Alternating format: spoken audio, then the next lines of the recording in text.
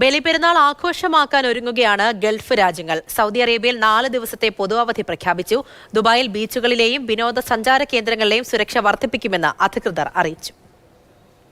ദുൽഹജ്ജ് പിറന്നതോടെ ബലിപെരുന്നാളിനുള്ള ഒരുക്കത്തിലാണ് ഗൾഫ് രാജ്യങ്ങൾ. വിനോദസഞ്ചാര കേന്ദ്രങ്ങൾ, മത സാംസ്കാരിക കേന്ദ്രങ്ങൾ എന്നിവ കേന്ദ്രീകരിച്ചാണ് ആഘോഷം.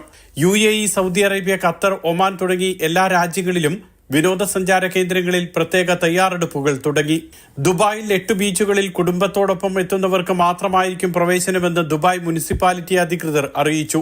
മംസാറിലെ ഗോറൽ ബീച്ച്, കോർണിഷ്, ജുമൈറ 1, 2, 3, ഉംസുഖീം 1, 2, ജബൽ അലി ബീച്ച് എന്നിവയാണ് കുടുംബ സന്ദർശകർക്ക് മാത്രമായി പരിമിതപ്പെടുത്തുക.